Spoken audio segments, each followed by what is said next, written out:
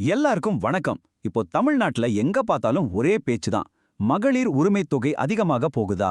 நிஜமாவே இது நடக்க போகுதா? வரப்போற எலெக்ஷன்ல இது ஒரு பெரிய கேம் சேஞ்சரா இருக்குமா? வாங்க இத பத்தி கொஞ்சம் டீட்டெயிலா பார்க்கலாம். சரி, முதல்ல எல்லார் மனசுலயும் இருக்கிற அந்த ஒரு கேள்விக்கு வருவோம். அதாவது, இந்த உரிமை தொகை நிஜமாவே உயரப்போகுதா? மகளிர் உரிமை தொகை கூட போகுதா இல்லையா? இந்த ஒரு கேள்விதாங்க இப்போ தமிழ்நாடு பாலிடிக்ஸ்ல ஹாட் டாபிக். ஏன் இப்படி ஒரு பேச்சு திடீர்னு வந்துச்சு? அதுக்கு பின்னாடி என்ன காரணம் இருக்கு? வாங்க பார்க்கலாம். ஆனா இந்த ஹைக்கு பத்தி பேசுறதுக்கு முன்னாடி இப்போ இருக்கிற ஸ்கீம் என்ன, அது எப்படி வேலை செய்யுதுன்னு ஒரு குயிக் ரீகேப் பாத்திரலாம்.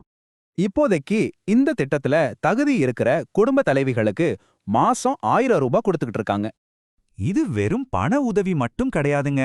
இந்த 1000 ரூபாயும் நேரா அவங்களோட பேங்க் அக்கவுண்ட்டுக்கே போயிடுது.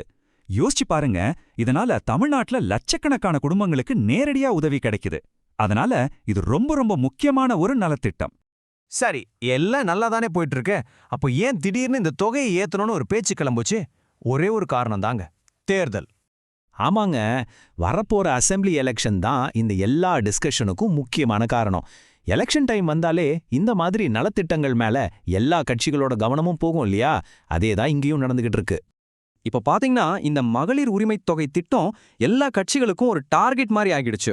அவங்க தேர்தல் வாக்குறுதியிலே இதை பத்தி பேசாம இருக்கவே முடியாது. யார் ஜாஸ்தி தர்றாங்களோ அவங்களுக்கே ஓட்டுன்னு ஒரு நிலைமை உருவாகிட்டு வருது. சொல்லப்போனா இது இப்போ ஒரு வாக்குறுதி யுத்தமாவே மாறிடுச்சு. ஒரு கட்சியை மிஞ்சி இன்னொரு கட்சி வாக்குறுதிகளை அள்ளி வீசிட்டு இருக்காங்க.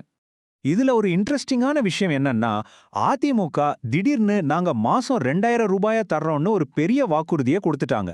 இது ஆளுங்கட்சியான திமுகவுக்கு ஒரு பெரிய பிரஷரை உண்டாக்கி இருக்கு.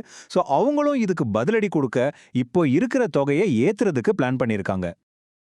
ஆளுங்கட்சி திமுக வெறும் அதிமுகவுக்கு மட்டும் இல்ல, என்டிஏ கூட்டணி, அப்புறம் புதுசா வந்திருக்கிற தமிழக வெற்றிக் கழகம்னு எல்லாருக்கும் ஷாக் கொடுக்கற மாதிரி செம அட்ராக்டிவா சில வாக்குறுதிகளை ரெடி பண்ணிட்டு இருக்கிறதா ஒரு பேச்சு அடிபடுது. சரி, இவ்ளோ வாக்குறுதிகள், இவ்ளோ எதிர்பார்ப்புகள், ஓகே. இதுக்கப்புறம் அடுத்து என்ன நடக்க போகுது? அடுத்து என்ன நடக்கலாம்னு ஒரு சின்ன டைம்லைன் மாதிரி பாப்போமா? இப்போதைக்கு நாம இருக்கிறது வெறும் பேச்சும் வாக்குறுதிகளும் இருக்கிற ஸ்டேஜ்ல. ஆனா சீக்கிரமே கவர்மெண்ட் கிட்ட இருந்து ஒரு அஃபீஷியல் அனௌன்ஸ்மெண்ட் வரலாம்னு எல்லாரும் எதிர்பார்க்கறாங்க. அப்படி வந்துட்டா ஃபியூச்சர்ல இந்த அதிகமாக்கின தொகையும் அமலுக்கு வந்துடும். ஆக மொத்தம் இப்போதைக்கு இது வெறும் பேச்சா இருந்தாலும் ரொம்ப சீக்கிரத்துல இதை பத்தி ஒரு நல்ல அதிகாரப்பூர்வமான அறிவிப்பு வரும் தான் எல்லாரும் காத்துட்டு இருக்காங்க. கடைசியா நாம எல்லாரும் யோசிக்க வேண்டிய ஒரு முக்கியமான கேள்வி இருக்கு. இந்த வாக்குறுதிகள் எல்லாம் நிஜமாவே ஓட்டா மாறுமா? இந்த மாதிரி பண உதவி வாக்குறுதிகள் மட்டுமே ஒரு எலெக்ஷன் ரிசல்ட்டையே மாத்திருமா? இதுதாங்க இப்போ நம்ம எல்லாருக்கும் முன்னாடியும் இருக்கிற $1 மில்லியன் கேள்வி. இந்த முழு விவரத்தையும் கேட்டதுக்கு ரொம்ப நன்றி. அடுத்த பகுதியில சந்திப்போம்.